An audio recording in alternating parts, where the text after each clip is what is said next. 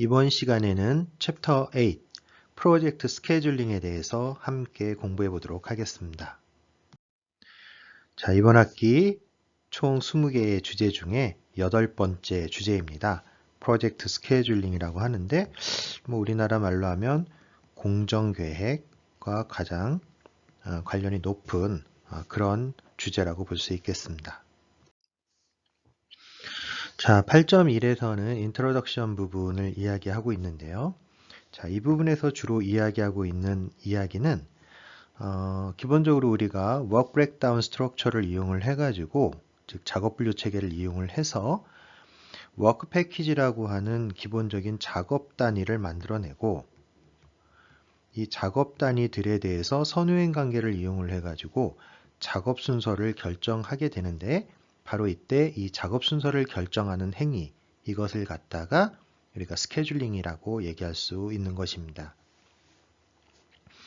자, 그래서 이런 공정계획 또는 일정계획을 수립하는 단계에 대해서 살펴보면요. 무엇보다도 가장 중요한 부분 중에 하나는 전체 프로젝트를 워크 브레이크다운 해서 워크 패키지 단위로 나누는 행위입니다.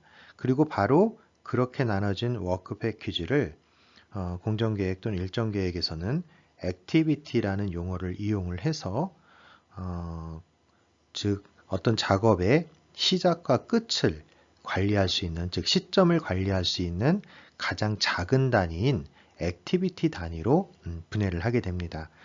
그래서 하나의 전체적인 프로젝트를 통째로 관리하기는 쉽지 않지만 그 프로젝트를 작은 단위로 쪼개 놓은 다음에 그 작은 과업 하나하나의 시작 시간과 종료 시간 또는 선행 후행 관계를 관리함으로써 전체 프로젝트가 성공적으로 수행될 수 있도록 할 수 있다라는 거죠.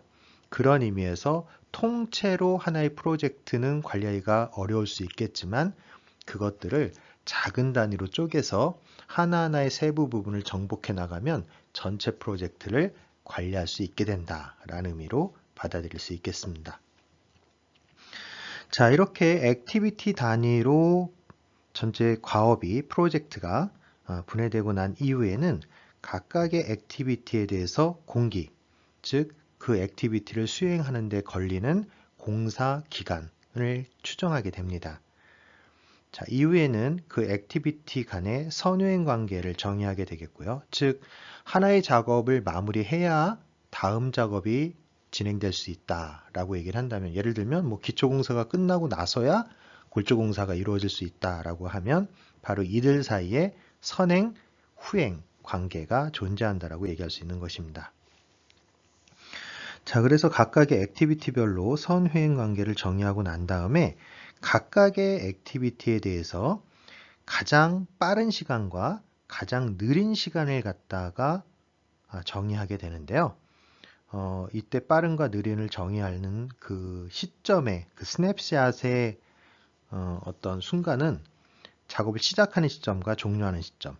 그래서 이걸 조합을 내리면 네 가지 조합이 나오죠. 즉 여기에 두 가지가 있고 여기 두 가지가 있으니까 얘를 조합을 해보면 빠른 시작 시간, 빠른 종료 시간, 느린 시작 시간, 그리고 느린 종료 시간. 그래서 하나, 둘, 셋, 넷. 그러니까 어떤 작업을 가장 빠르게 시작할 수 있는 시간, 가장 느리게 시작할 수 있는 시간, 그리고 그 과업을 가장 빨리 종료할 수 있는 시점, 가장 느리게 종료할 수 있는 시점, 이런 것들을 따르게 된다라는 겁니다. 그래서 여기에서 그 부분을 종합해서 표현한 게 액티비티별로 가장 빠른 또는 느린 시작 또는 종료 가능 시간을 계산한다라고 얘기를 하는 겁니다. 자, 다섯 번째는 이렇게 액티비티별로 가장 빠른 느린 또는 시작 종료 가능 시간을 계산한 후에 이 시간들을 이용을 해서 여유 시간이라고 하는 것을 결정을 하고 그 여유 시간이 제로가 되는 그런 액티비티들을 모아서 걔네들을 주공정 액티비티, 만약에 여유가 있다면 부공정 액티비티, 뭐 이런 것들을 결정을 한다라는 거예요. 그래서 결국 주공정 액티비티가 된다라고 하는 것은 여유 시간이 하나도 없기 때문에 만약에 주 공정에서 딜레이가 발생을 하면, 즉 지연이 발생을 하면 전체 공기가 뒤로 늦춰질 수 있다라는 것을 의미를 합니다. 따라서 부공정에 있는 공정들보다는 주공정에 속한 공정들을 훨씬 관리 수준을 높여서 절대 지연이 발생하지 않도록 관리를 해줘야 되는 거죠. 그래서 결국 주공정과 부공정으로 나눈 이후에는 주공정에 대한 보다 집중적인 관리가 뒤에 따라오게 되는 것입니다. 자, 마지막으로 6번째는 이렇게 만들어진 일정 계획, 즉 액티비티별로 시작 시간과 종료 시간을 결정해 놓은 그 일정 계획을 검토 및 수정 보완해서 최적화시키는 어떤 검토 작업이 뒤를 따르게 되는 것입니다. 자, 8.2에서는 각각의 액티비티에 대해서 어떻게 공사 기간을 결정할 수 있을 것인가, 그 공사 기간을 결정하는데 영향을 미칠 수 있는 요인이 어떤 것들이 있는가 하는 것들을 정리해 놓고 있습니다. 첫 번째 요인으로는 액티비티의 속성을 들고 있는데요. 예를 들면 이게 콘크리트 공사를 동일하게 한다 하더라도 예를 들면 50층에 대한 콘크리트 공사냐 또는 2층에 대한 콘크리트 공사냐에 따라 가지고 공사 기간이 당연히 고층으로 가면 갈수록 관리해야 될 포인트 또는 수송 시간들이 길어지기 때문에 상대적으로 공기가 좀 길어질 수 있는 거겠죠. 그래서 이런 액티비티의 기본적인 속성이 공기에 영향을 미칠 수 있다라는 의미가 되겠고요. 자, 두 번째로는 작업의 양. 즉, 거푸집 공사를 하는데 하나의 공사는 6,000평방피트에 대한 거푸집 공사고 하나는 3,000평방피트에 대한 거푸집 공사라면 당연히 3,000보다는 6,000, 즉 작업량이 훨씬 많은 놈이 공사 기간이 길어질 수 있다는 거예요. 따라서 공기에는 작업의 양이 영향을 미친다, 이런 의미고요. 세 번째는 그 공정을 수행하는 데 있어서 어떤 작업 방법을 사용하느냐, 즉 어떤 기술을 사용하느냐에 따라서도 공사의 기간이 달라질 수 있는데요. 예를 들어서 타설 공사를 진행을 하는데 뭐 펌핑카를 이용하는 방법도 있을 수 있을 테고 아니면 손수레를 이용한 방법도 있을 수 있을 텐데 어떤 기술을 쓰느냐에 따라서, 즉 펌핑카를 쓰는 경우가 훨씬 더 작업 시간이 빨라지겠고 상대적으로 손수레를 이용해서 수작업으로 진행이 된다면 기계화 작업에 비해서 공사 기간은 길어질 수밖에 없는 것이죠. 자, 네 번째 요인은 공사에 사용되는 자재나 자원에 대한 영향입니다.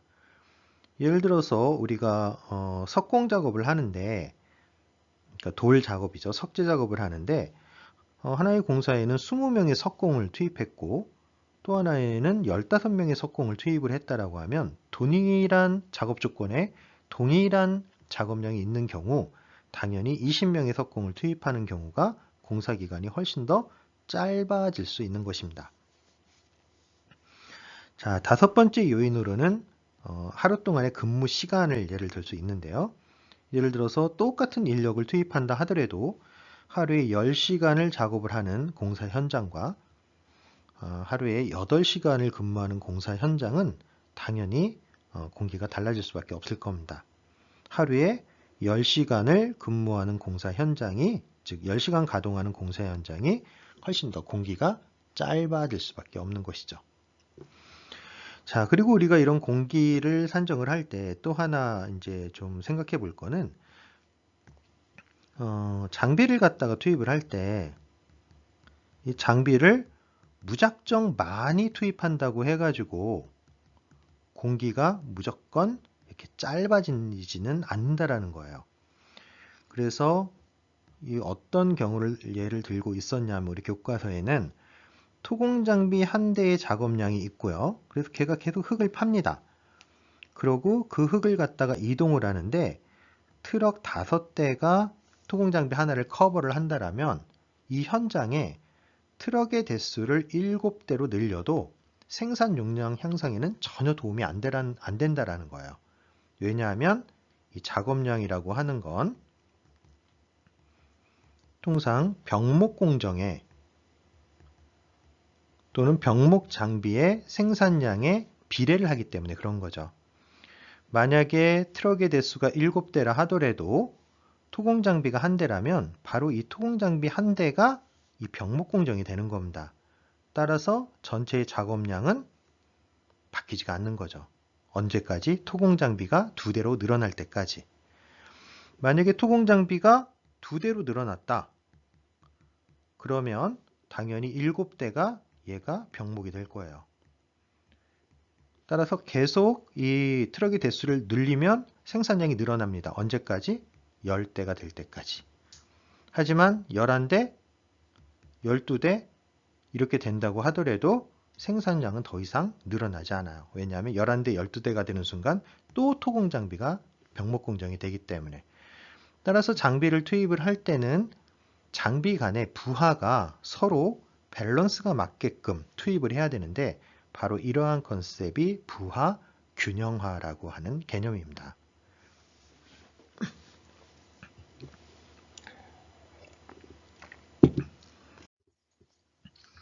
자, 8.3에서는 우리가 생산성 데이터, 즉 어떤 공장을 수행하는데 작업 시간이 얼마나 걸릴까라는 것을 이제 추정을 할 때 과거의 자료를 좀 활용할 수 없을까 하는 부분을 좀 다루고 있는데요.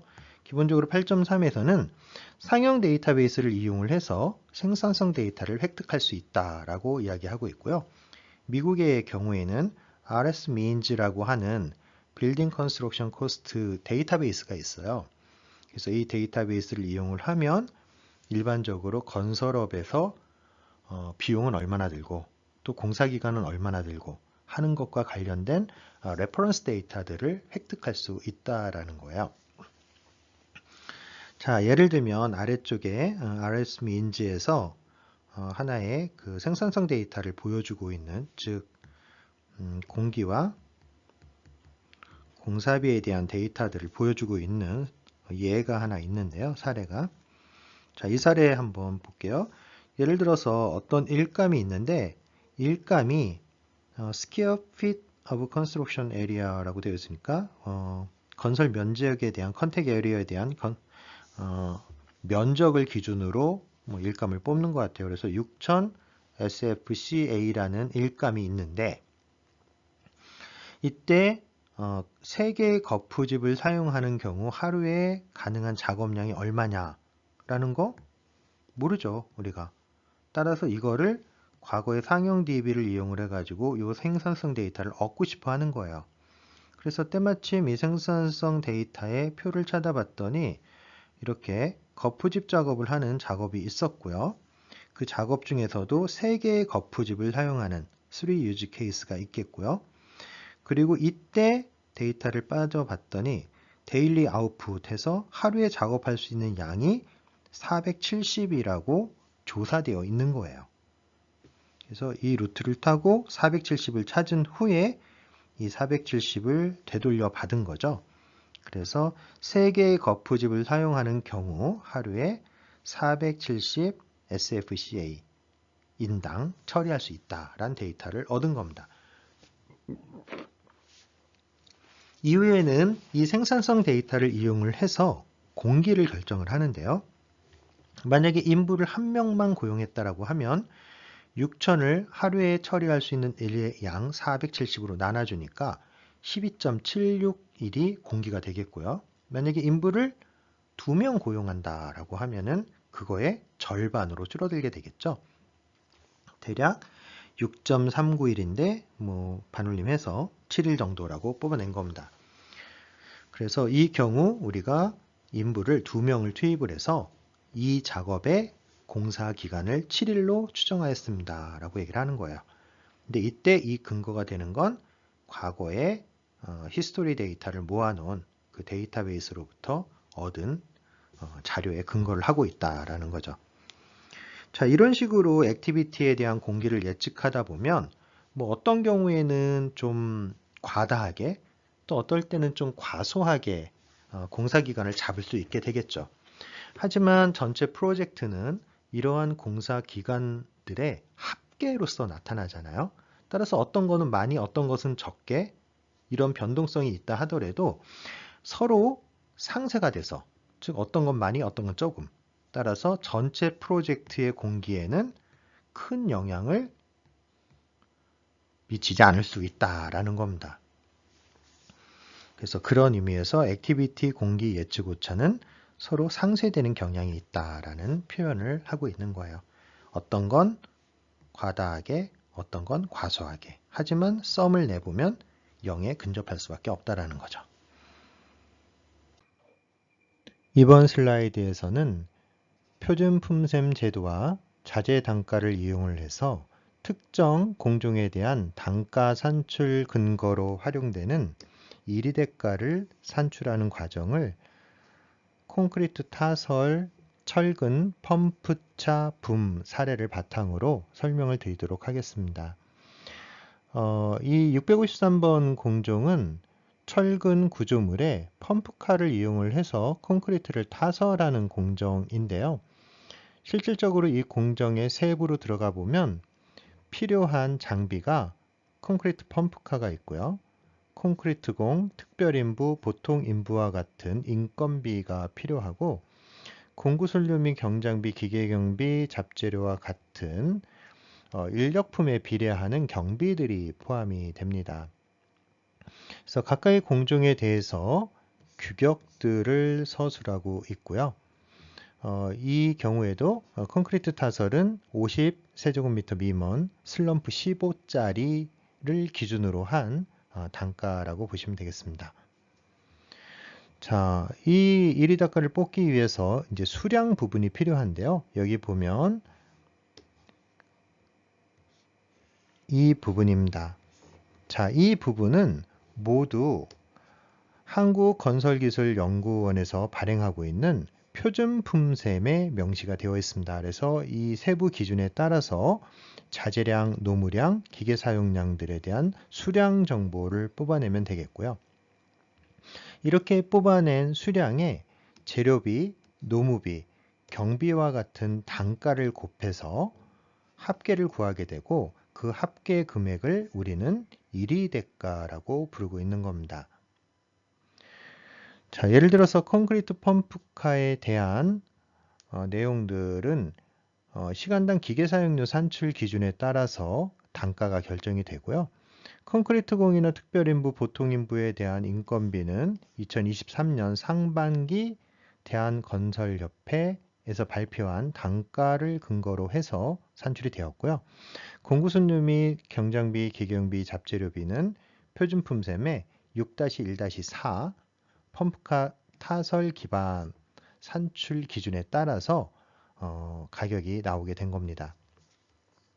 그래서 개별적으로 보면 각각의 세부 공종별로 이렇게 재료비와 노무비와 경비를 먼저 뽑죠. 그래서 재료비 단가, 노무비 단가, 경비 단가를 이렇게 뽑아내고 자, 요걸 바탕으로 해서 재료비와 노무비,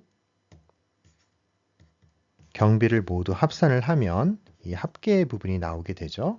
그럼 그거를 바탕으로 합계 금액이 만들어지게 되고 그 합계 금액의 단가에 앞서 만들어 놓았던 이 수량 부분을 곱하면 이렇게 금액 부분이 계산이 되고 이 금액 부분을 모두 합산을 하면 콘크리트 타설, 철근, 펌프차, 붐은 1세제곱미터를 공사할 때마다 26,572원의 비용이 든다 라는 단가를 뽑아내게 되고 바로 이 단가를 우리는 이리대가라고 부르는 것입니다.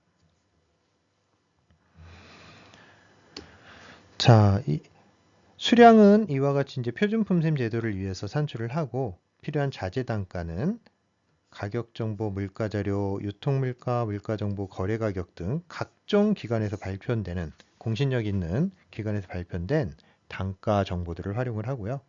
노임 단가는 건설업 노임은 대한건설협회, 제조업 노임은 중소기업 중앙회, 기타 등등 다른 노임들 역시 엔지니어링 협회나 건설기술관리협회, 소프트웨어 산업협회 이런 쪽에서 데이터를 받게 됩니다. 자, 기계경비 부분 있죠. 환율, 휘발유 가격, 경유 가격, 중유 가격 이런 것들은 전부 다 그 당시마다 발표되는 시장 가격을 기초로 해서 요 데이터를 얻고 그걸 바탕으로 시간당 기계 사용률을 산출을 해서 어떤 장비에 대한 사용 단가, 시간당 사용 단가 부분을 이렇게 산출해내게 되는 것입니다.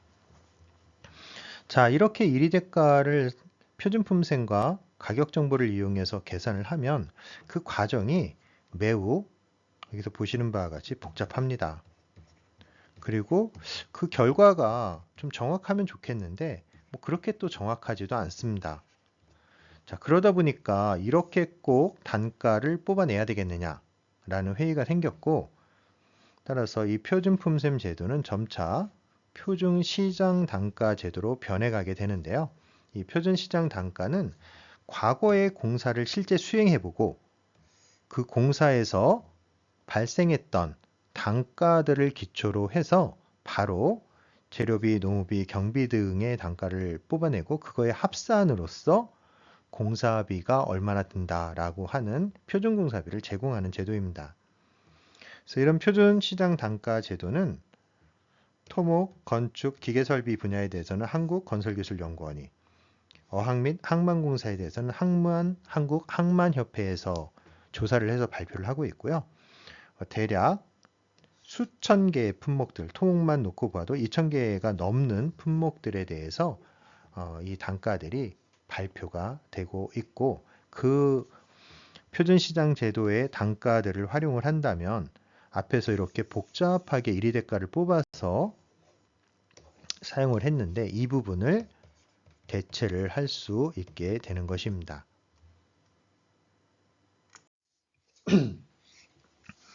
자, 8.4에서는 바 차트에 대해서 보여주고 있는데요. 자, 이 그림을 보시면 이 바 차트라고 하는 놈이 두 가지 목적으로 사용되고 있다라고 얘기를 하고 있어요. 하나는 플래닝 스케줄링 모델, 하나는 리포팅 컨트롤 모델. 즉, 이 가로축은 전부 다 이 시간축을 나타내고 있는데 이 시간축에 대해서 각각의 과업들이, 여기는 시간이죠. 여기는 과업들을 나열을 하게 될 텐데 언제 시작해서 그러니까 시작 시점 그리고 종료 시점을 갖다가 표시를 해주는 겁니다. 그래서 언제 시작해서 언제 끝나겠다라고 계획을 알려주는 거죠. 그래서 결국 여기에 이게 주 단위가 될 수도 있고 월 단위가 될 수도 있겠는데 지금 여기에서 얘기한 요 작업 같은 경우에는 0월 또는 0주에 시작해서 4주 또는 4월에 끝난다라는 시작 시점과 종료 시점을 이 바 차트를 통해서 보여주고 있는 겁니다. 자, 이런 것이 바로 이 계획과 관련된 플래닝 스케줄링 모델이라고 볼 수 있겠고요. 자, 아래의 그림에서는 시간축과 과업축을 나타내 주는 건 동일한데 여기 보면 퍼센트 컴플리트 스케일이니까 준공률을 보여주고 있는 거고요. 여기는 역시 과업을 보여주고 있는 겁니다. 그래서 똑같은 작업에 대해서 0부터 100%까지 표현이 되어 있고 특정한 과업이 100이라는 과업 중에서 현재 이만큼 50% 정도가 종료되어 있다라고 이 진도를 보여주고 있는 거예요. 이건 계획을 보여준다라고 하면 또는 실적을 보여주고 있는 거죠. 그래서 계획대로 잘 되고 있는지 안 되고 있는지 하는 것들을 파악하는 그런 보고와 통제를 위한 수단으로서 사용이 될 수 있다는 거죠.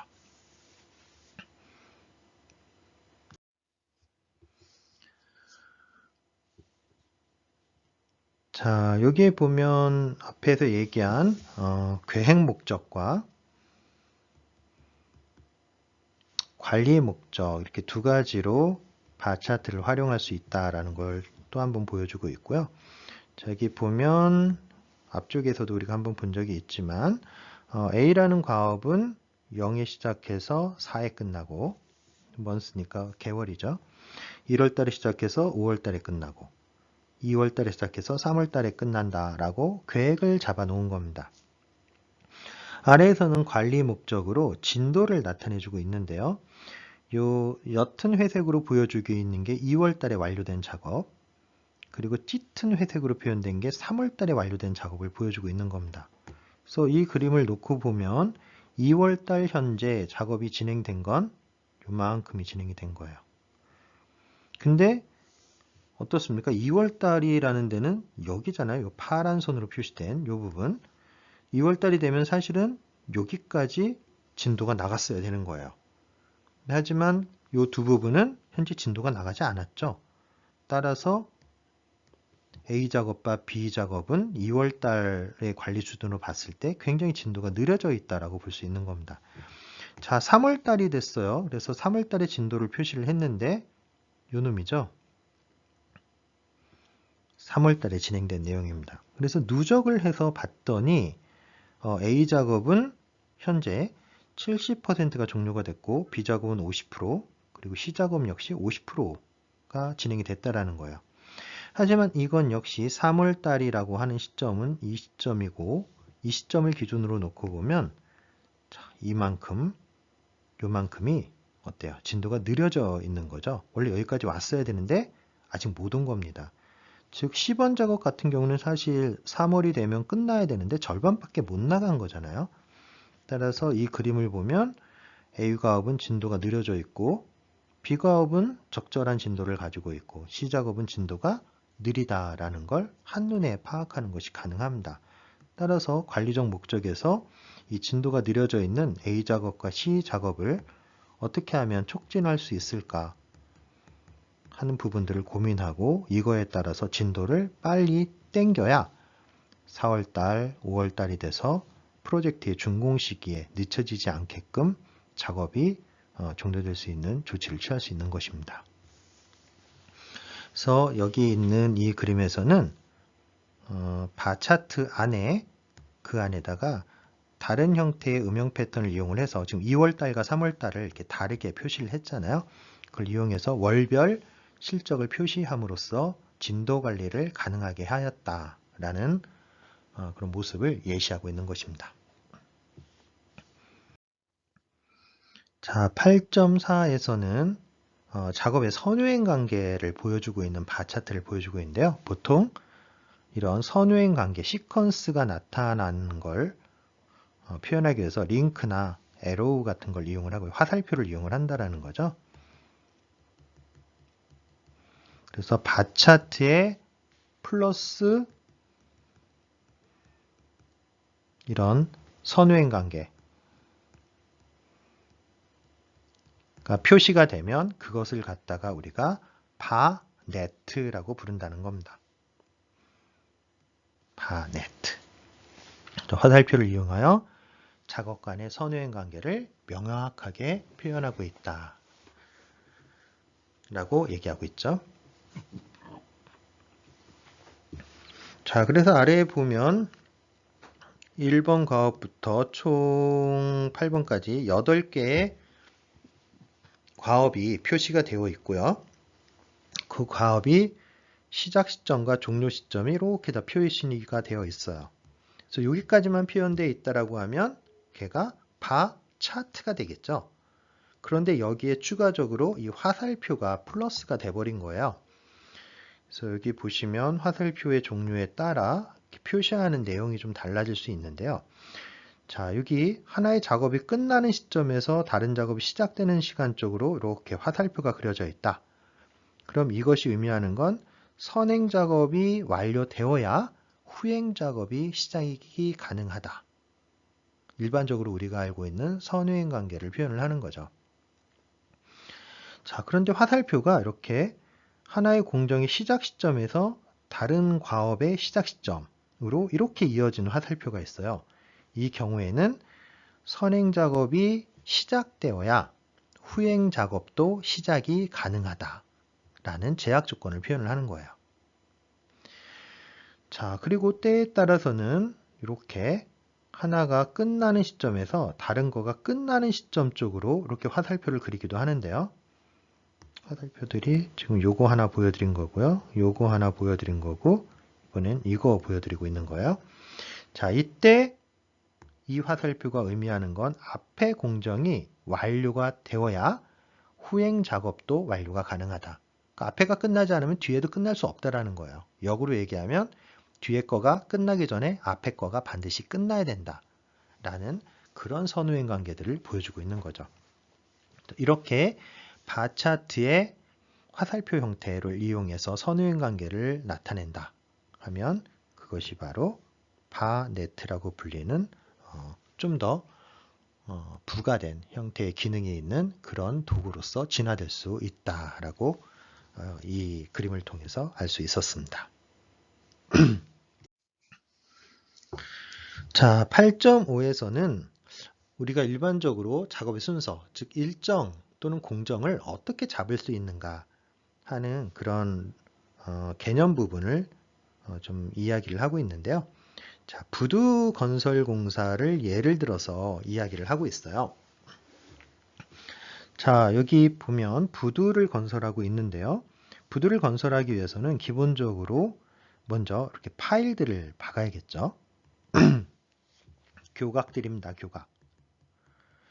그리고 거기에 이 헤더들을 이렇게 설치를 하고 뭐 가로보 보 같은 거죠, 보.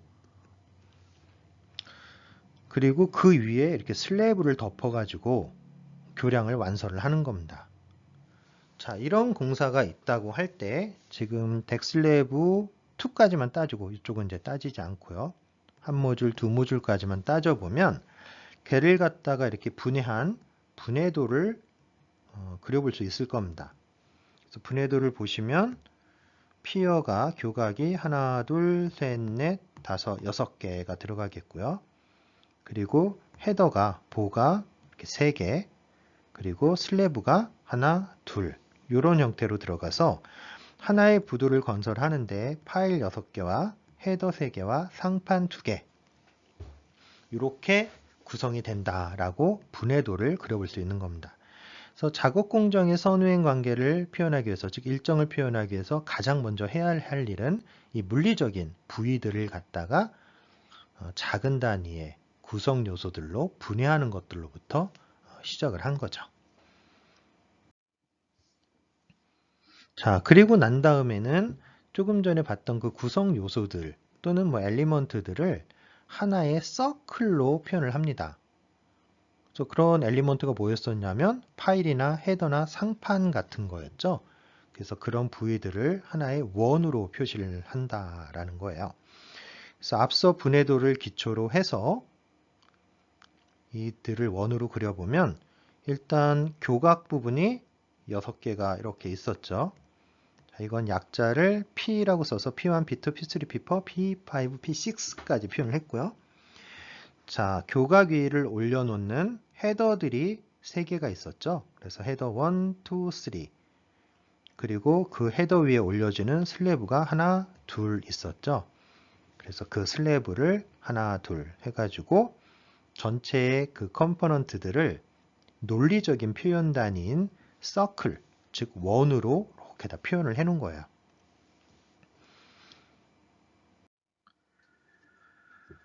자, 이제는 그 서클로 표시된 컴포넌트들 사이의 관계를 갖다가 좀 표현해 볼 필요가 있는데요.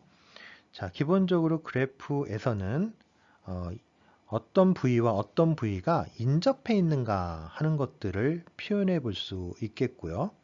그리고 인접해 있지 않은 것들에 대해서는 어떤 작업 순서 같은 것들을 좀 보여줄 수 있는데, 자, 예시를 하면서 좀 살펴보도록 하겠습니다. 일단 A의 케이스에서는 인접하고 있는 관계를 보여주고 있는데요. 그래서 피어 1과 헤더 1이 이렇게 화살표로 연결이 되어 있으면 얘네들은 물리적 인접 관계를 표시할 수 있다는 겁니다. 그래서 P1과 H1이 컨택, 인접해 있다, 붙어 있다라는 걸 표시할 수 있다는 거고요. 자, 두 번째 B에서는 피지컬 스트럭처 오더 모델링이라고 했는데 이 화살표가 물리적인 인접 관계가 아니라 구조 관계를 표시할 수도 있다는 거예요. 예를 들어서 피어 1과 피어 2 위에 H1이 올라가 있는 형태인 거죠. 그래서 피어 1과 피어 2가 완성이 되고 그 위에 H1이라는 게 구조적으로 올라가게 된다. 그래서 P1, P2가 H1을 지지하고 있다 라는 의미로 아래와 같은 네트워크를 화살표를 이용해서 표현할 수가 있겠습니다. 자, 세 번째는 피지컬 컨스트럭션 오더 모델링이라고 해서 컨스트럭션 오더, 즉 시공 순서를 갖다가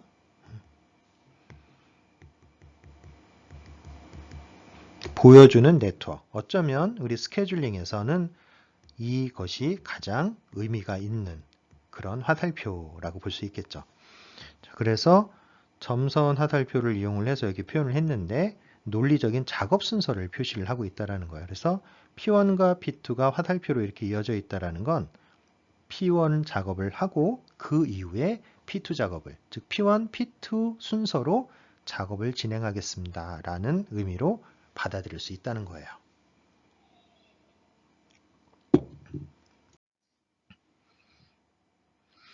자, 그래서 지금 실선으로 나타나 있는 건 어쨌든 인접해 있는 그 컴포넌트들을 보여주고 있죠. 그래서 여기 보면 P1, P2, P3, P4, P5, P6하고 이렇게 화살표로 이렇게 다 이어놓고 있어요. 노드밖에 없었던 게 이렇게 화살표로 이렇게 이어져 있는데, 자, 얘네들의 의미가 과연 뭐겠습니까? 일단 PO1과 H1, PO2와 H2가 이렇게 연결되어 있다는 거는 헤더 1과 파일 1과 파일 2를 이용을 해서 헤더가 구성이 된다. 즉 PO1과 PO2가 완성이 된 후에, 즉 구축된 이후에나 헤더 1이라는 것이 나타날 수 있다라는 거죠. 즉 건설될 수 있다라는 거예요. 자, 물리적인 그 관계로부터 PO1과 PO2가 지지한다는 사실을 알았었고요. 그걸 바탕으로 당연히 P와 P1과 파일 1과 파일 2가 지지를 해야 되니까 당연히 H1이라는 건 파일 1과 파일 2가 완성된 후에나 작업을 진행할 수 있다라고 하는 작업 순서가 도출될 수 있다라는 거죠. 그래서 이 그림만 보면 PO1, 파일 1, 파일 2가 완성되고 나서 헤더 1이 완성된다. 마찬가지로 P3, P4가 되고 나서야 H2가 된다. P5, P6가 되고 나서나 H3가 되고 당연히 양쪽의 헤더가 완성이 되어야 슬래브가 될 수 있는 거죠. 그래서 여기 있는 모든 화살표들은 이 물리적인 관계로부터 도출된 작업 순서들을 표시하고 있고, 요약하면 파일을 받고 난 다음에 헤더를, 그리고 헤더를 설치하고 난 이후에 상판을 설치하는 형태로 시공 순서가 결정돼야 된다라는 부분을 뽑아낼 수 있다는 거예요. 바로 물리적 구조관계로부터. 자, 그리고 이런 물리적 관계가 없는 경우에, 즉 서로 컨택이 없는 경우에는 역시 화살표를 이용을 해서 논리적인 작업 순서를 표시할 수 있는데, 예를 들면 교각을 건설하는 순서를 갖다가 표시할 수 있다는 거예요. 어쨌든 P1부터 P6까지를 우리가 모두 다 건설해 내야 되는데요. A에서 보여준 작업 순서는 이런 작업 순서를 보여주고 있죠. 즉 P1, P2, P4, P3, P5, P6, 즉 왼쪽 오른쪽을 번갈아 가면서 작업하는 논리적인 작업 순서를 표시해 놓은 거예요. 반면에 B에서는 P1, P3, P5, 2, 4, 6 형태로, 즉 왼쪽 작업 모두 하고 나서 오른쪽 작업으로 이어가는 그런 형태의 작업 순서를 논리적으로 표현해 놓은 것입니다. 어떤 게 더 좋을지는 몰라요. 하지만 이런 식으로 논리적인 작업 순서를 표현할 수 있다는 거죠. 자, 10번 그림에서는 P1하고 P2하고 그 다음에 P4로 갔다가 P3 했는데 다시 P2로 갔어요. 그 말의 의미는 P2를 두 번 작업하고 있다는 거죠. 즉 재작업이 일어나고 있다는 걸 표현하고 있는 거예요. 다시 P6로 그 다음에 P5로. 그래서 여기 있는 P1, P3, P5, P6, P4는 모두 한 번씩, 하지만 P2는 현장에서 사고가 발생을 해서 재작업이 필요했고 따라서 두 번 작업을 했다라는 그런 논리적인 작업 순서를 보여주고 있는 거예요.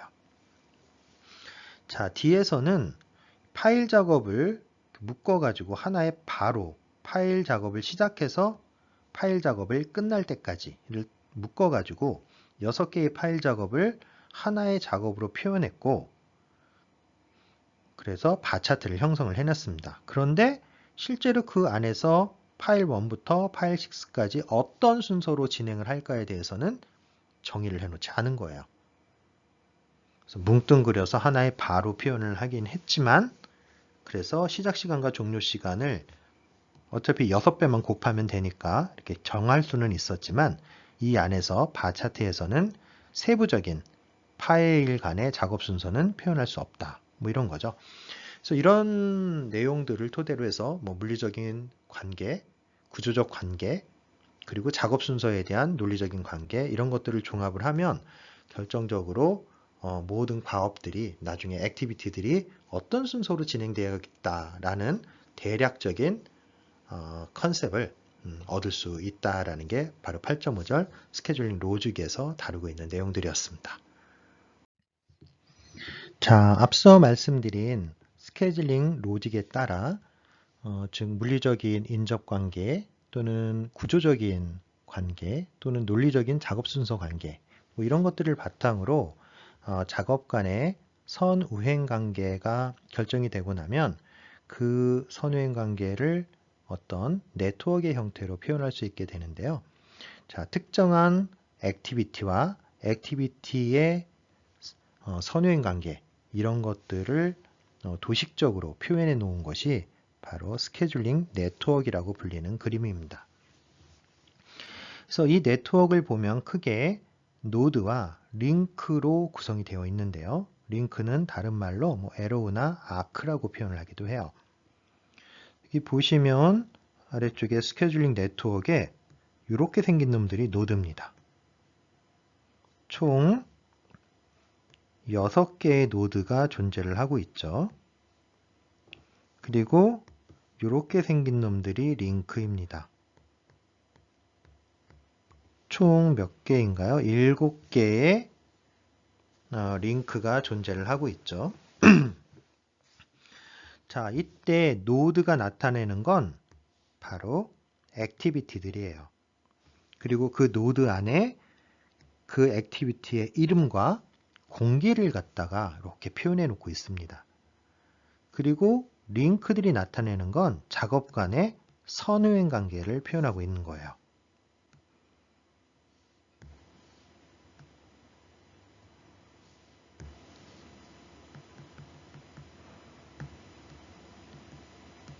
프리시던스라고 얘기를 하죠. 그래서 이 선우행 관계를 보면 예를 들면 B 작업이 시작되기 위해서는 A 작업이 종료되어야 한다. 역시 C 작업이 시작되기 위해서는 A가 종료되어야 한다. 뭐 이런 E 작업이 시작되기 위해서는 B와 C 작업이 종료되어야 한다. 뭐 F 작업이 시작되기 위해서는 D와 E 작업이 종료되어야 한다. 뭐 이런 것들을 이 그림을 통해서 알 수 있게 되는 거죠. 그리고 공기에 대한 정보가 있다고 했으니 B는 4일, C는 5일, D는 6일, E는 2일, 그리고 F는 8일. 이만큼의 공사기간이 소요된다라고 이야기하는 겁니다. 자, 이렇게 액티비티가 노드에 표현되는 모델을 우리가 액티비티 on node 다이어그램이라고 해서 AON이라고 약자를 불러요. 자, 반면에 이 액티비티를 갖다가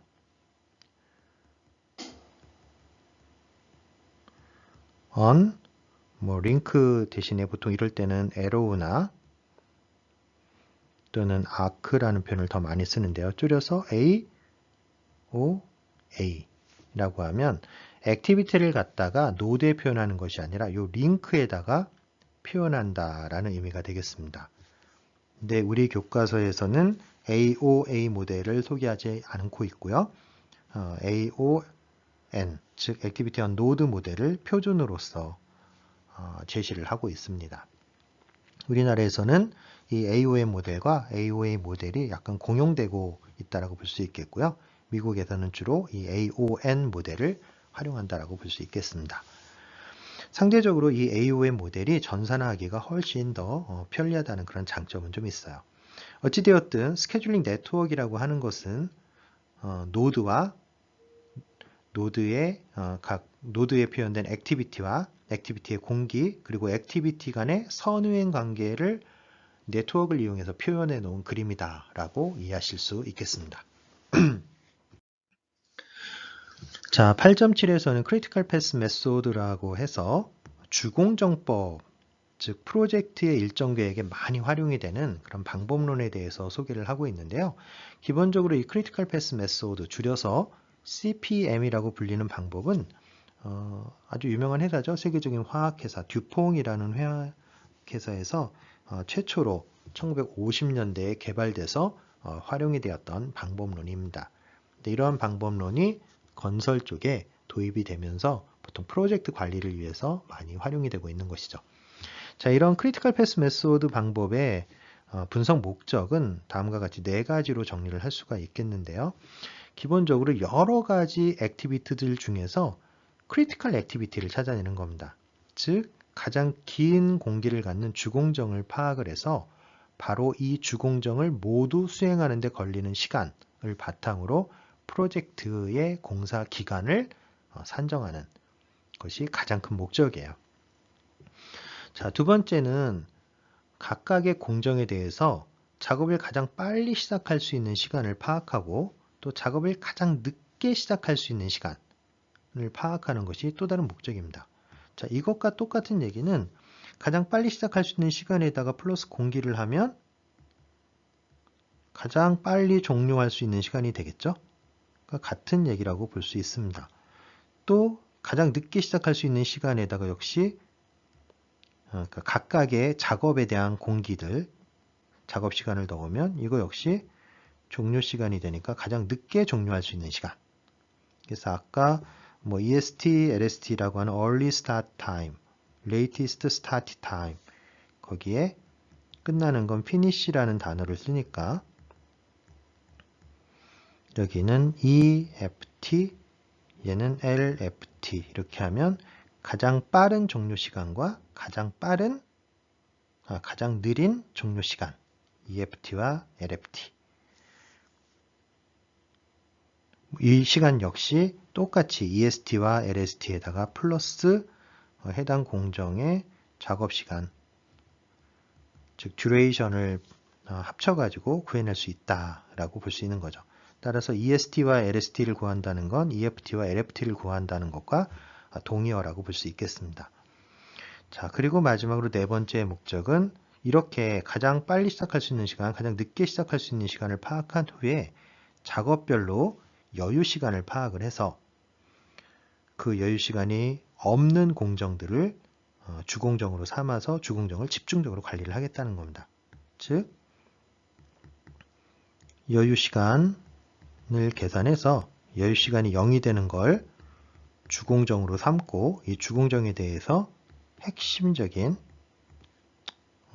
핵심이란 표현보다는 집중적이라는 표현이 맞겠네요. 집중적 관리를 수행하겠다라고 되는 거죠.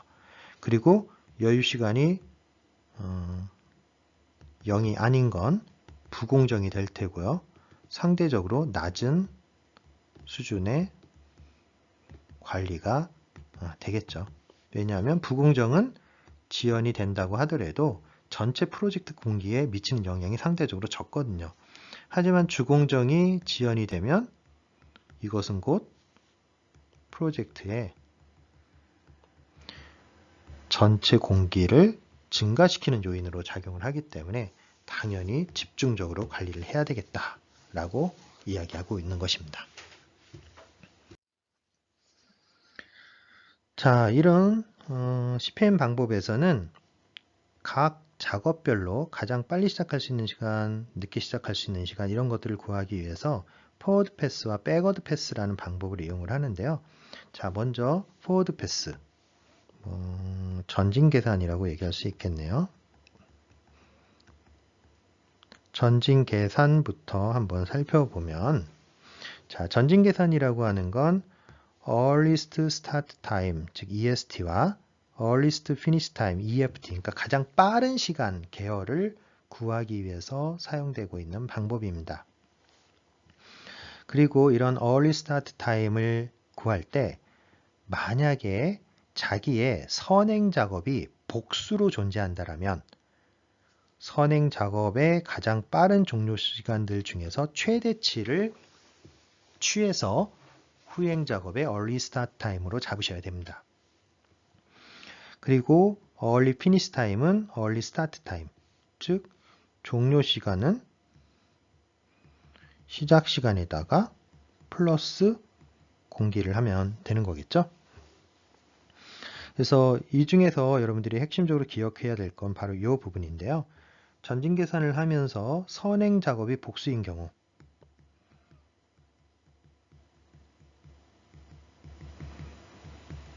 이 케이스에 맥스를 취해야 된다라는 개념인데요. 자, 여기 그림 11에서 보시면 J라는 작업 앞에 선행 작업으로 I1, I2, I3 세 개가 있어요. 즉, 이 네트워크를 보면 I1, I2, I3 세 개의 작업이 모두 종료되어야지만 J라는 작업을 시작할 수 있다라는 논리적 구조가 보여지고 있는 거죠. 자, 이때 아까 그 노드에서 우리가 가운데는 그 공정의 이름, 그리고 여기는 공기, 뭐 이런 거라고 확인을 했었죠. 근데 위쪽에 두 개의 빈칸에는 EST와 EFT가 표현이 됩니다. 즉, 가장 빠른 시작 시간과 가장 빠른 종료 시간. 근데 이때 가장 빠른 종료 시간이라고 하는 건 가장 빠른 시작 시간에다 공기를 더해주면 된다라고 여러 번 얘기를 했었죠. 자, 그래서 지금 전진이기 때문에 여기 있는 값들은 앞쪽에서 이미 계산이 돼서 다 주어진 값이라고 보시면 돼요. 자, 그래서 I1이라는 건 16이라는 시점에 가장 빨리 시작할 수 있다는 거예요. 그럼 가장 빨리 끝날 수 있는 건 16에다가 공기 4일이 지나야 되니까 20일이 되면 가장 빨리 끝날 수 있는 겁니다. I2는 15에다가 3일을 더해서 바로 18일 시점이 되면 가장 빨리 끝날 수 있는 거죠. 가장 빨리 시작할 수 있는 16일에 공기 6일을 더하면 가장 빨리 끝날 수 있는 시간 22일이 계산이 돼요. J는 I1과 I2와 I3가 끝나야지만 시작할 수 있는 거죠. 그런데 I1이 가장 빨리 끝나야 20일에 끝날 수 있고 I2는 18일에 끝날 수 있고 I3는 22일에 끝날 수 있으니까 결국 J가 시작할 수 있는 시간은 이 세 개 중에 맥스 22일이 되어야지만 시작할 수 있다는 거예요. 이런 의미에서 선행 작업의 가장 빠른 종료 시간들 중에서 최대치를 취해라 라는 로직이 나온 거죠. 그래서 22일이라는 값이 결정이 됐고요. 그걸 바탕으로 8일의 공기를 더해주면 30일이라고 하는 early finish time을 산출해낼 수 있는 겁니다. 따라서 forward pass를 통해서는 EST와 EFT, 즉 빠른 쪽이 결정이 된다라고 볼 수 있고 네트워크상으로 이 노드로 보면 바로 여기 있는 윗부분에 있는 두 개의 빈칸이 채워지는 단계다라고 볼 수 있겠습니다. 자, 다음에 forward pass 예제를 한번 보시면요. 자, 여기 보면 총 6개의 노드로 구성된 스케줄링 네트워크가 있고 그거를 갖다가 EST와 EFT가 계산되는 과정을 보면요. 일단 시작은 0에서 시작을 합니다. 그래서 플러스 1을 하니까 이렇게 2라는 시간이 나온 거죠. 자, 가장 빨리 끝날 수 있는 게 2니까 그걸 바탕으로 다음도 다 2에 시작할 수 있는 거가 되는 거죠. 그리고 다시 4를 더하니까 6이 되고 얘는 5를 더하니까 7이 돼요. 그래서 얘는 B는 6에 끝나고 C는 7에 끝날 수 있는 거죠. 자, 그래서 D는 바로 앞에 있는 B가 6일에 끝났으니까 그 6일이 그대로 전해졌고요. 자, 문제는 이제 이 작업에서 생기는데 E는 선행이 B와 C, 즉 복수가 존재를 하죠. 자, 그럼 뭐라 그랬어요? early finish time에 뭘 취하라고요? max를 취하라 그랬죠. 그래서 얘는 B는 6일에 끝날 수 있고 C는 7일에 끝날 수 있으니까 어쨌든 두 개가 끝나야 이 작업이 시작되니까 그 두 개의 max를 취해서 7일이 되어야 시작할 수 있다 라고 한 거죠. 거기에 이틀을 더하면 9일이 되고 6일에 6일을 더하면 12일이 되고 마찬가지로 F도 선행이 두 개죠. D와 E입니다. 근데 D는 가장 빨리 끝나야 12일, E는 가장 빨리 끝나야 9일. 두 개의 맥스를 취하면 12일이 되겠고 그 12가 바로 여기로 취해진 거죠. 다시 8을 더하면 20일. 그래서 이 프로젝트는 가장 빨리 끝날 수 있는 시간이 20일이 되고요. 이게 프로젝트의 공기가 되는 거죠. 자, 이렇게 전진 과정을 끝내고 났더니 표의 윗부분이 다 완성이 됐어요. 자, 이어서 뒤에는 여기 있는 이 아랫부분을 채우기 위한 포워드의 반대, 백워드 패스에 대해서 공부를 해보도록 하겠습니다. 자, 백워드 패스에 대한 이야기인데요. 자, 여기에서 보면 이번에는 이 노드에 있는 LST와 LFT를 계산한다라고 이야기하고 있습니다. 즉, 가장 늦은 시작 시간과 가장 늦은 종료 시간. 키워드는 늦은이죠, 늦은. 아까 빠른을 계산했으면 후진 계산에서는 가장 느린 시간을 계산하시면 되는 겁니다. 그래서 LST와 LFT를 계산하면 되고. 자, 이때 또 생각해야 되는 것이 자기의 후행 작업이 복수로 있는 경우. 자, 여기에 보면 시간이 34가 있고 32가 있고 28이 있고 가장 늦게 시작할 수 있는 시간이 이 세 가지가 있다라는 거죠. 얘는 28일에 시작할 수 있고 32일에 시작할 수 있고 34일에 시작할 수 있고 그렇다면 얘가 언제 끝나줘야 이게 가능하겠냐라는 거예요. 아무리 늦게 시작해도 28일 날 시작해야 되니까 얘는 32일, 얘는 34일. 적어도 얘는 이거 세 개 중에 가장 빠른 시간, 즉 28일에 끝나줘야 얘가 시작이 가능한 거죠. 따라서 후행이 복수인 경우에 거기에 있는 latest start time 중에 min 값을 취해서 그 값으로 선행 작업의 latest finish time 요때까지는 끝나줘야 된다라는 시간을 잡는다라는 거예요. 자, 아무리 늦게 시작해도 34일에 시작해야 된다. 아무리 늦게 시작해도 32일에 시작해야 된다. 아무리 늦게 시작해도 28일에 시작해야 된다. 그러면 얘네들은 더 이상 고려하지 말고 적어도 28일이 되면 시작해야 된다라는 거죠. 따라서 이것의 선행에 있는 작업은 아무리 늦게 끝나도 28일까지는 끝을 내줘야 된다라는 거예요. 따라서 이것들의 미니멈 값을 취하게 되는 거죠. 그렇게 해서 미니멈을 취해서 28이라는 LFT를 구하고 거기에서 5라고 하는 듀레이션을 빼면 가장 늦게 시작할 수 있는 시간 23이라는 값을 구하실 수 있는 거예요. 그래서 미니멈을 취한다. 자, 전진에는 맥시멈, 후진에는 미니멈. 이렇게 기억하시면 좋겠죠? 자, 백워드 패스의 예제 한번 보겠습니다. 자, 여기에서 이미 전진 패스를 했기 때문에 자, 이건 문제에서 주어져 있는 거고요. 처음부터 전진 패스를 통해서 이 부분이 다 계산이 된 거예요. 그럼 이번에는 후진 패스를 통해서 이 부분부터 시작하면 됩니다. 자, 이거는 위에 있는 것과 동일한 시간을 주시면 돼요. 자, 여기로부터 이 값들을 쭉 뽑아내는 것이 백워드 패스가 되겠고요. 보시면 아무리 늦게 시작한다 해도 12일에 시작해야 되니까 얘네들은 12일 때까지 반드시 끝나줘야 돼요. 아무리 늦게 끝나도.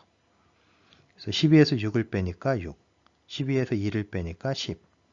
자, 이렇게 오는데 후행 작업이 복수일 때 가장 헷갈리는 타임이죠. 그렇죠? 이때 미니멈을 취한다.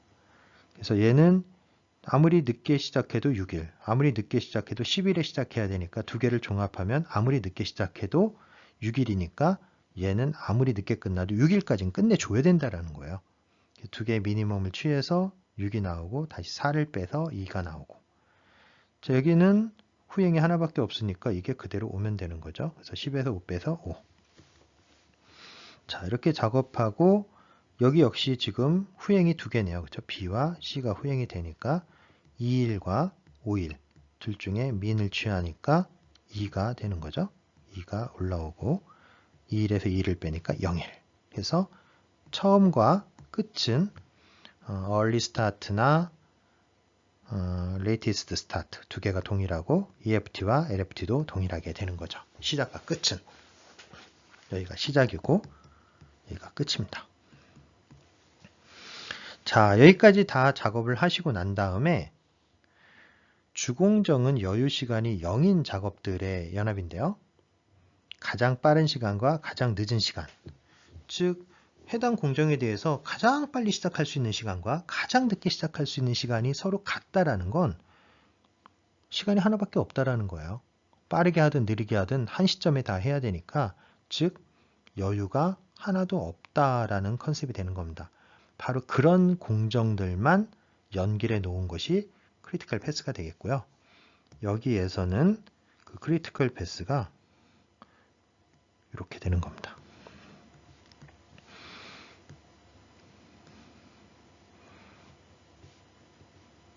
자, 여기들의 공통점이 뭡니까? 보시는 바와 같이 early start와 early finish 값이 다 동일하죠. 반면에 여기에 포함되지 않고 있는 이런 네트워크는 어떻습니까? 이런 노드들은 2일과 5일, 7일과 10일. 잘 보이는 걸 해볼까요? 2일과 5일, 7일과 10일, 7일과 10일, 9일과 12일. 시작과 그 종료에 대해서 가장 빠른 시간과 가장 늦은 시간이 서로 다르잖아요. 이쪽이 early finish, early start, 여기가 latest, early, latest. 그 값이 다르다는 거예요. 따라서 얘네들은 제하고 나머지 가장 빠른 시간과 가장 늦은 시간이 같은, 즉 여유 시간이 제로인 공정들만 묶어 놓은 그런 것들이 바로 주공정이 되는 거죠.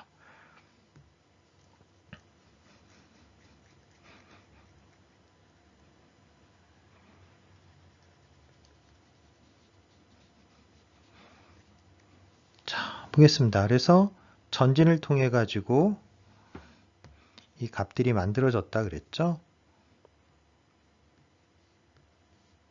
자, 후진을 통해서 이 값들이 만들어진 겁니다. 전진을 통해서 노란 거, 후진을 통해서 이 부분들이죠. 이런 게 만들어졌고요. 이렇게 다 하고 난 다음에 early start와 early finish를 비교한다 그랬습니다. 그래서 비교 대상이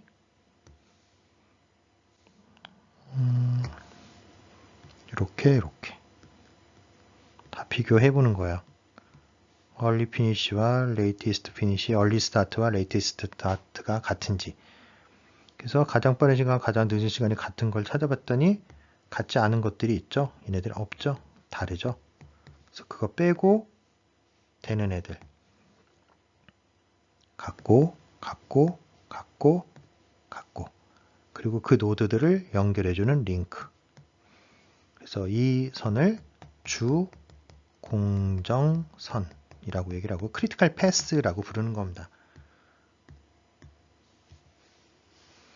그리고 이 안에 포함된 공정들을 바로 주 공정이라고 부르고 있는 거죠. 자, 이렇게 주 공정선을 파악하고 난 이후에는 각각의 액티비티에 대해서 여유 시간을 산정을 하는데요. 여기서 플러시라고 하는 건 여유 시간을 의미를 합니다. 근데 그 여유 시간도 종류가 여러 가지가 있는데요. 처음 생각해 볼 수 있는 게 총 여유 시간입니다. 그래서 latest finish time에서 early finish time을 빼준 거. 그러니까 가장 늦게 시작할 수 있는 시간에서 가장 빨리 시작할 수 있는 시간을 빼준 것만큼을 총 여유 시간이라고 얘기를 한다는 겁니다. 하지만 앞서 얘기했다시피 주 공정은 모두 다 여유 시간이 제로이기 때문에 가장 빠른 시간과 가장 낮은 시간, 이 두 개가 결국 동일하다는 거죠. 따라서 TF가 0이 되는 공정들을 의미를 하는 거예요. 자, 이러한 총 여유 시간은 두 가지의 세부 구성 요소로 나눠볼 수가 있는데요. 그 하나가 자유 여유 시간이고요. 또 다른 하나가 간섭 여유 시간입니다. 따라서 간섭 여유 시간은 총 여유 시간에서 자유 여유 시간을 뺀 형태로 구할 수가 있게 되는 거고요. 이때 자유 여유 시간과 간섭 여유 시간의 차이라는 게 뭐냐 하면 자유 여유 시간이라는 건 후속 작업의 early start time을 침해하지 않는 거예요. 즉 내가 어떻게 여유 시간을 쓴다 하더라도 내 이후에 있는 놈들에 대해서는 아무런 영향을 미치지 않는다라는 거고요. 간섭 여유 시간이라는 건 만약에 내가 여유 시간을 쓰면 그 여유 시간만큼 후속 작업의 early start time을 뒤로 밀어줘야 된다라는 거예요. 즉 늦게 시작해야 된다라는 거죠. 그래서 기본적으로 자유 여유 시간은 후행 작업에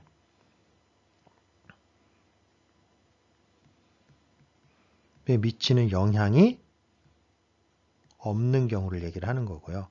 얘는 후행 작업에 대해서 영향을 주는 경우가 되는 거죠. 그 영향이라는 건 early start time을 변경을 해야 되는가 안 해야 되는가. 얘는 변경하지 않아도 되는 거고 얘는 변경을 해야 되는 거고. 그래서 여기 보면 여기서부터 여기까지가 총 여유 시간이라고 하면 그것은 자유 여유 시간과 간섭 여유 시간으로 나눠볼 수 있겠고요.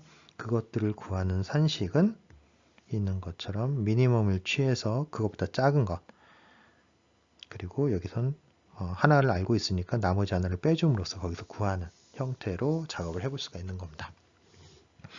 자, 네 번째 여유 시간은 independent float이라고 해서 독립 여유 시간을 의미를 하는데요. 이것의 정의라고 하는 건 선행은 최대한 늦게 LFT에 종료를 하고 후행은 최대한 빠르게 LST에서 시작을 하더라도 여유가 발생하는 경우. 얘는 늦게 끝나면 최대 늦게 끝나는 게 여기고요. 선행 작업들이. 얘는 후행 작업이 아무리 빨리 시작해도 여기에서 시작해요. 그럼 여기서부터 여기까지가 내가 가지고 있는 총 시간인데 그 중에 듀레이션, 공기 부분을 빼면 나머지가 여유가 되는 거죠. 이 여유 시간의 의미는 기본적으로 내가 이 여유 시간을 쓰더라도 선행의 LFT, 후행의 EST에 미치는 영향이 하나도 없는 경우. 그래서 독립적으로 사용할 수 있는 여유 시간이라는 이름이 붙은 겁니다. 산식은 EST에 대해서 미니멈을 그리고 LFT에 대해서는 맥시멈을 취하는 형태로 뽑아내실 수가 있어요. 자, 8.11에서는 공사기간을 워킹데이랑 캘린더데이, 즉 작업일과 달력일로 표현하는 경우에 대해서 얘기를 하고 있는데요. 이 말의 의미는 공사기간이 총 13일이다 라고 이야기하는 것과 공사기간은 12월 23일에서 1월 12일까지다 라고 얘기하는 것과 그들의 차이에 대해서 얘기를 하는 건데요. 자, 아래쪽에 달력을 보면 특정한 프로젝트를 수행하기 위해서 워킹데이가 하나, 둘, 셋, 넷, 다섯, 여섯, 일곱, 여덟, 아홉, 열, 열하나, 열둘, 열세 총 13일을 작업을 하겠다는 겁니다. 순공사일이. 그래서 이걸 1일부터 13일이라고 주는데 근데 다른 사람들 입장에서는 도대체 이게 언제 진행되는 거야? 라는 게 궁금할 수 있죠. 따라서 시작일은 언제입니까? 12월 23일 그리고 종료일은 1월 12일 이렇게 표현할 수도 있다는 거예요. 12월 23일부터 1월 12일까지. 근데 실제적으로 작업이 진행되는 날은 이렇게인 거죠. 총 13일 동안. 그리고 이날들은 다 뭡니까?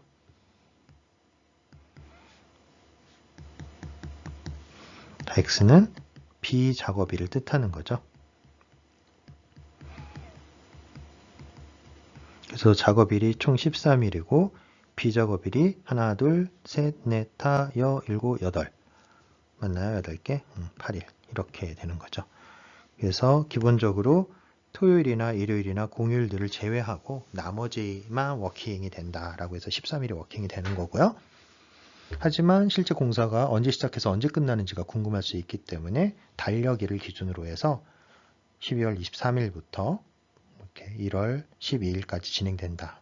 이렇게 표현할 수도 있다라는 거예요. 둘 다 표시를 해줘야겠죠, 당연히.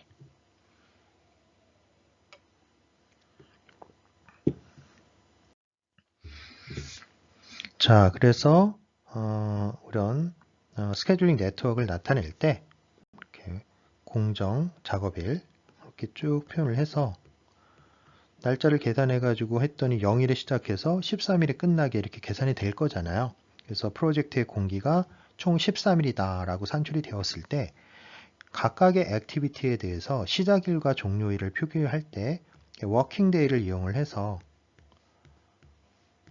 표현해 주는 게 우리가 앞에서 했던 그 방법이죠. 근데 실제로 10일째, 13일째가 언제인지가 궁금하니까 그것을 캘린더 데이로 변환해서 실제로 그 공사가 시작되는 날짜, 종료되는 날짜, 그것도 각각 가장 빠른 시간과 가장 느린 시간. 그래서 여기도 보면 크리티컬 패스가 표현되어 있는데 이게 지금 크리티컬 패스죠.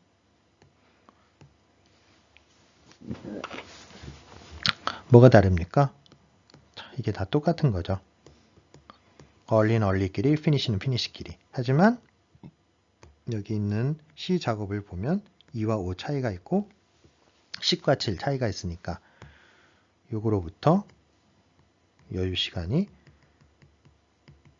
7, 5-2 또는 10-7 계산하면 한 3일 정도 여유 시간이 있다라는 거죠. 따라서 얘만 부공정이 되는 거고 이만큼은 다 주공정이 되는 겁니다. 즉 주공정에서 지연이 발생을 하면 이것은 곧 프로젝트의 공기 지연을 의미하게 되는 거죠. 하지만 부공정은 여기 여유 시간이 3일이 있기 때문에 최대 3일이 지연이 돼도 이걸 통해서 프로젝트의 공기는 영향을 받지 않는 거죠. 언제까지? 3일까지. 하지만 4일이 되면 당연히 여기에 영향을 주겠죠. 자, 8.12에서는 스몰 가스 스테이션, 우리 계속 다뤘던 예제인데요. 스몰 가스 스테이션에 대해서 스케줄링 네트워크를 만들어 놓은 그림을 예로서 보여주고 있습니다. 총 액티비티가 22개네요. 그렇죠? 그리고 각각의 듀레이션들이 표현이 되어 있고 그걸 바탕으로 선후행 관계를 그리고 전진 계산과 후진 계산을 통해서 EST, EFT, LST, LFT를 다 산출을 해 놓은 그림입니다. 그리고 거기에서 EST와 LST가 같은 거, 그리고 EFT와 LFT가 같은 공정들만 쭉 찾아봤더니 바로 여기 보시는 바와 같이 이렇게 생긴 네트워크가 그려진 겁니다. 그래서 이것이 바로 주 공정선이 되는 거죠.